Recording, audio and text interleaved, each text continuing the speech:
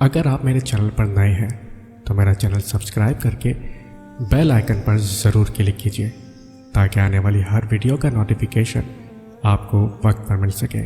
شکریہ۔ تم خوش ہو یا تکلیف میں ہو، سب سے پہلے اپنی بات اللہ کو بتایا کرو۔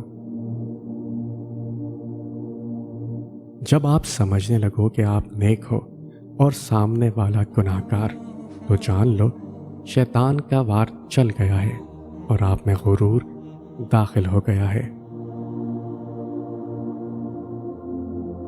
اللہ سے انسان کا قریب ترین رشتہ آنسو کا ہے۔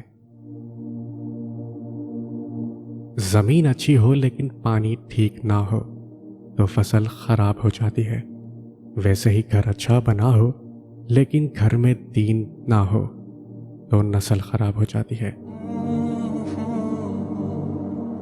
کبھی کبھی گنہگار کا ندامت بھرا ایک آنسو مغرور کی عبادت سے سبقت لے جاتا ہے۔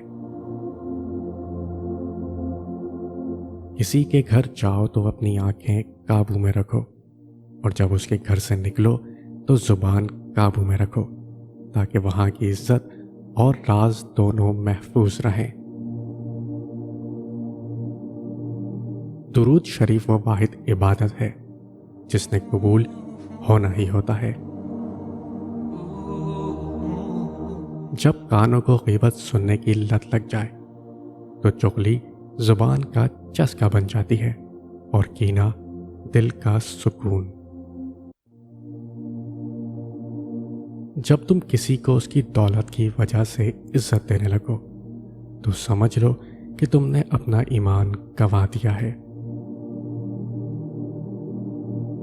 جب آپ کے ساتھ کوئی برائی کرے یا آپ کے لیے برا سوچے تو اسے اپنے عمل میں مصروف رہنے دیں۔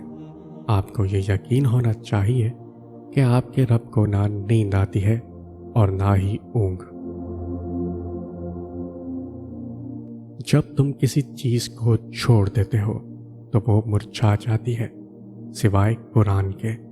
اگر تم اسے چھوڑو گے تو تم خود مرجھا جاؤ گے۔ اگر تمہارے رزق میں سے کسی غیر کی بھی ضروریات پوری ہو رہی ہیں تو تم خوش قسمت ہو کہ تمہارا رب تمہارا رزق پاک کر رہا ہے۔ شیطان سب سے پہلے انسان کی شرم و حیا پر ضرب لگاتا ہے تاکہ وہ بے حیا ہو کر آسانی سے گناہ کر سکے۔